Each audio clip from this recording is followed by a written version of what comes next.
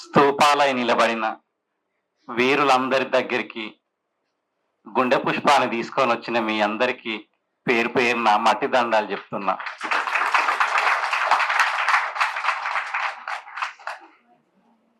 అన్ని ఋతువుల్లోనూ మోదుగు పూల వనాన్ని కలగంటున్న భూపతి వెంకటేశ్వర్ల సార్కు, గౌరవ ఎమ్మెల్సీ నర్సిరెడ్డి సార్కు,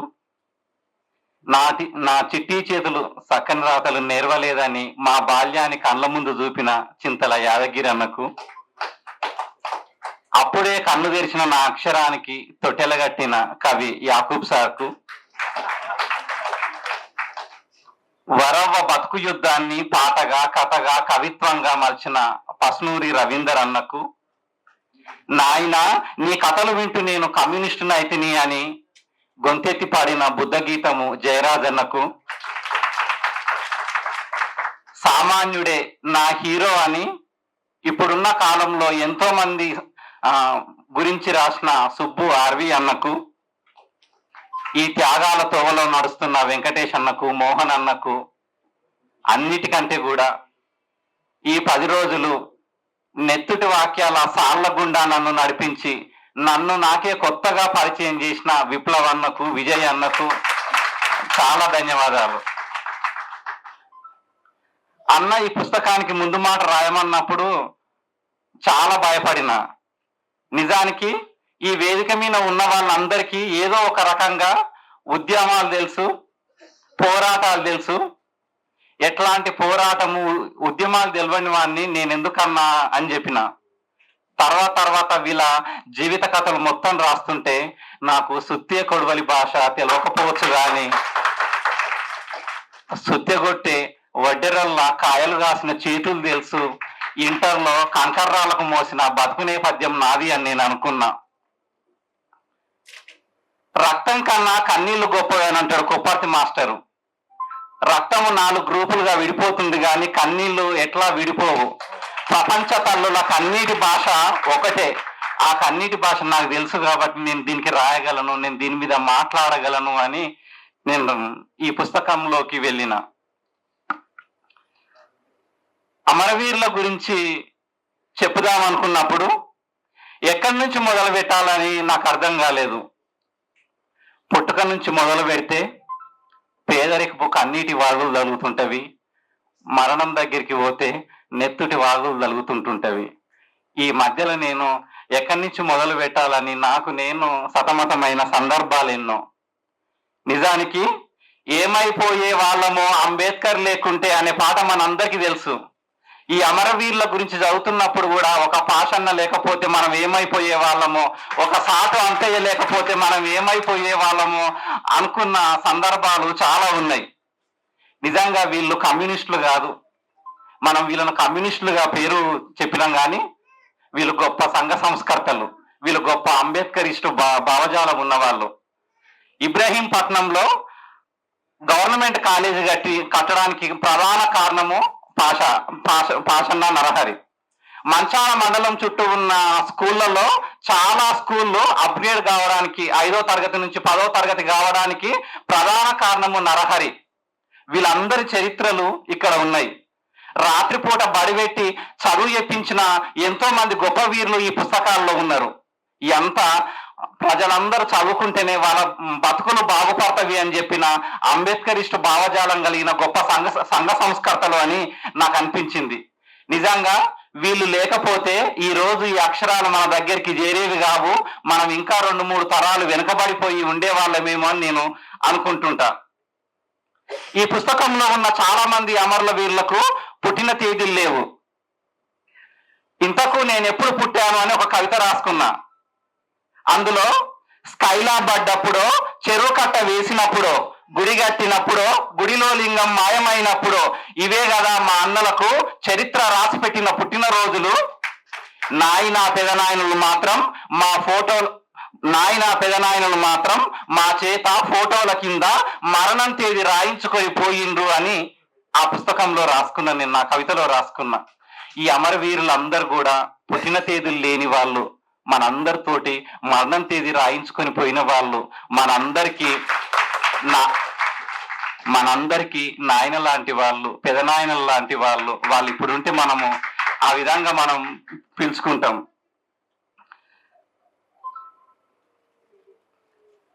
నిజానికి చదువు కోసం రాత్రి బడులు పెట్టిన వాళ్ళు కొందరు, గ్రంథాలయాలు ఏర్పాటు చేసిన వాళ్ళు కొందరు, ఊర్లకు రోడ్లు ఏర్పాటు చేసిన వాళ్ళు కొందరు. వీళ్ళు చేసిన తప్పేంది? నిజంగా వీళ్ళు బంగారు సాగు వచ్చిరా, మన తెలంగాణ భాషలో మాట్లాడుకోవాలంటే 100 ఏళ్ళు బతికి బంగారు సాగు వచ్చిండ్రా, వీళ్ళు చేసిన తప్పేంది అని అనుకున్నప్పుడు వీళ్ళు ఊరుకు రోడ్లు వేయడమే వీళ్ళు చేసిన తప్ప, ప్రతి ఊర్లో గ్రంథాలయాలు పెట్టడమే వీళ్ళు చేసిన తప్ప అని అనుకున్నా. మన పల్లెటూర్లలో ఆంజనేయ స్వామి గుడి లేని ఊరు ఉండదు అని అంటారు. ఈ పుస్తకం చదువుతున్నప్పుడు స్తూపాలు లేని ఊరు కూడా ఉండదు అని నాకు అనిపించింది. ఒక్కొక్క అమరవీరుడి గురించి చదువుతున్నప్పుడు ఆ అమరుడి జీవితంతో పాటు, ఆ అమరుడి పుట్టుకతో పాటు ఆ గ్రామాల్లో ఉన్న సామాజిక చరిత్ర మొత్తం రికార్డ్ అయింది, ఆ గ్రామాల్లో ఉన్న రాజకీయ చరిత్ర మొత్తము రికార్డ్ అయ్యింది. మా సొంతూరు మాడుగుల మండలం కలకొండ, అటు నాగర్ కర్నూలుకు ఇటు ఇబ్రహీంపట్నంకు మధ్యలో ఉన్న ఊరు.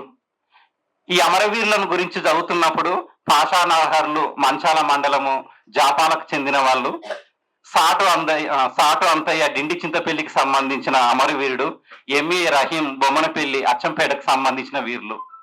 వీళ్ళందరి గురించి చదువుతున్నప్పుడు అయ్యో వీళ్ళందరూ మా చుట్టుపక్కల ఉన్న ఊరళ్ళు కదా, విప్లవన్న, విజయన్న మా ఊరు దాటుకొని పోయినట్టురు కదా, మా ఊరికి దగ్గర దాకా వచ్చినట్టురు కదా, నక్కర్త మేడిపల్లి దగ్గర ఉన్న రోషయ్య మా ఊరికి చాలా దగ్గర కదా, ఇంత చరిత్ర మా చుట్టుపక్కలనే ఉంది, మేము ఎన్నడూ దాన్ని చూడలేదు కదా అని అనిపించింది. ఇంకొక మాట, మా ఊరు కలకొండ పోతున్నప్పుడు ఒక పెద్ద స్తూపం కనిపిస్తుంది. ఆ స్తూపము ఇద్దరు అన్నా చెల్లెళ్ళు నక్సలిజంలోకి పోయి చనిపోయినప్పుడు వాళ్ళని తీసుకొని వచ్చి అక్కడ పెట్టిండ్రంట. వాళ్ళ గురించి నేను ఎన్నడూ ఆలోచించలేదు కదా అని బాధపడ్డాను నేను.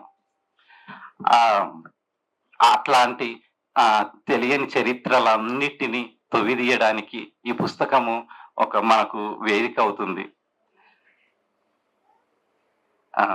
వీళ్ళందరూ రచయితలు చెప్పినట్టు సామాజికంగా వెనుకబడిన వాళ్ళు, కమ్యూనిస్టు ఉద్యమాల స్వభావం ఎట్లుంది, అప్పటి కాలంలో వాళ్ళు చేసిన తప్పులు ఎట్లాంటివి అనేటివి కుల్లాం మాట్లాడినరు. తల్లివేరు గురించి మాట్లాడినరు, పరాయి కుట్రల గురించి మాట్లాడినరు. ఒకప్పుడు ఏ పల్లెనో చూసినా కూడా భూస్వామ్య వ్యవస్థ ఉండేది. తెలంగాణ సాయుధ పోరాటంలో తెలంగాణ సాయుధ పోరాటాల తర్వాత ఊర్లలో ఉన్న దొరలు, పటేన్లు ఎవరైనా కూడా ఆ భూములను వదిలేసి పట్టణాలకు వచ్చిన చరిత్ర మన అందరికీ తెలుసు. భూస్వామ్య వ్యవస్థ కొంత తగ్గింది కానీ పెత్తందారి వ్యవస్థ ఎక్కడ కూడా తగ్గలేదు. ఆ పెత్తందారి వ్యవస్థ మీద పోరాటం చేసిన వీరులు వీళ్ళంతా. ఈ పుస్తకంలో నాకు నచ్చిన మరొక అంశము, ఇది వాళ్ళ జీవితాల గుండా ప్రవహిస్తున్నప్పుడు వాళ్ళ జీవితంతో పెనవేసుకున్న పాటతో ప్రయాణించినట్టు నాకు అనిపించింది. నిజానికి మేము చిన్నగా ఉన్నప్పుడు మాకు మా నాయన వాళ్ళు చెప్తున్నప్పుడు వినేది ఏంటంటే, కమ్యూనిస్టు ఉద్యమాలంటే పాటనే అని మాకు చెప్పేది. అన్నలు వచ్చిరు పాట పాడిపోయిండ్రు అని చెప్పేది. పాట అంటే అన్నలంటే పాట అన్నంత కలిసిపోయింది. అట్లాంటి ఎన్నో సామాజిక పాటలను ఈ పుస్తకంలో రికార్డ్ చేసిర్రు. ఒక సారా నిషేధాల మీద పోరాటం చేసిన వీరులు ఇందులో మనకు కనిపిస్తుంటుంటారు. ఈ అమరవీరులు చాలా మంది కళాకారులు. బొమ్మెన శ్రీనివాస్ బుర్రకథలు చెప్పే గొప్ప కళాకారుడు, పాటల ఫైటర్ అని చెప్పిన బిల్లా సుధాకర్ సొంతంగా పాటలు రాసే గొప్ప గాయకుడు. వీళ్ళందరి గురించి చదువుతున్నప్పుడు మన కాలంలో ఉన్న బండి సత్యనన్ గురించి నేను కలుసుకోవాలనుకున్నా. ఈ 10 రోజుల్లో బండి సత్యనన్ కలుసుకొని ఆయన పక్కన ఫోటో దిగి నేను చాలా సంతోషపడ్డా. ఇంకా ఈ అమరవీరుల గురించి ఎక్కడన్నా యూట్యూబ్లలో దొరుకుతుందా సమాచారము ఇంతేనా అని నేను అనుకుంటున్నప్పుడు, పాషా నరహర్ల మీద బండి సత్యన్న రాసిన పాట ఒకటి, బొంతా శ్రీనివాస్ రెడ్డి మీద రాసిన విప్లవ గుర్తులు అనే ఒక యూట్యూబ్ ఛానల్లో ఈ 2 పాటలు తప్ప మిగతా వాళ్ళ ఎవరి గురించి కూడా ఈ ప్రపంచానికి తెలియదు. విజయాన్న విప్లవనలో గొప్పతనం ఎక్కడ ఉందంటే అట్లాంటి ఎంతో మందిని తీసుకొని వచ్చి వీళ్ళు కూడా మన సమాజానికి సేవ చేసిన వాళ్ళు అని చెప్పడము ఈ పుస్తకం గొప్పతనం ఉంది అని నాకు అనిపిస్తుంది. ఇక వీళ్ళందరిట్లలో నన్ను బాగా కదిలించిన అందరూ కదిలించిన వాళ్ళే, కానీ ఎందుకో నాకు ఆలంపల్లి రోషయ్యను చదువుతుంటే నాకు చాలా బాగా అనిపించింది. ఎందుకంటే జీవితం అంటే ఏందో తెలియని సమయంలో కేవలం 20 ఏళ్లకే చనిపోయిన అమరుడు. వాళ్ళ నాయన చిన్నగున్నప్పుడే ఎద్దుగొడిచి చనిపోయిండు, కుట్రల వల్ల రోషయ్య చనిపోయిండు. వాళ్ళమ్మ ఇప్పుడు ఏం చేస్తుంటారో కదా అని నాకు అనిపించింది. ఇంకా ఈ పుస్తకం గొప్పతనం ఏంటంటే మేము అమర గురించి రాస్తున్నాము, ఇది ఒక పెద్ద వ్యాసాల పుస్తకము, ఇది ఒక చారిత్రక పుస్తకం అని కాకుండా మేము అమరుల దగ్గరికి ప్రయాణం అవుతున్నాం అని మొత్తంగా అమరుల గురించి చెప్పకుండా ముందుగా ఆ అమరుల కుటుంబాల ఊర్లకు దారి చూపించారు. అక్కడ ఉన్న స్తూపాల దగ్గరికి తీసుకొని పోయారు. ఆ స్తూపాలకు పట్టిన దుమ్మును దులిపిర్రు. తర్వాత అమరుల తల్లుల దగ్గర కూర్చొని ఒక్కొక్క కథ విని వీటన్నిటిని రికార్డ్ చేసిర్రు. ఇది నెవరెండ్ పుస్తకము నాకు పుస్తకం లాగా అనిపిస్తలేదు. అమరుల తల్లులకు ఒక మళ్ళా వాళ్ళ బిడ్డను వాళ్ళ చేతుల్లో పెడుతున్న ఒక బిడ్డలాగా నాకు అనిపిస్తుంది.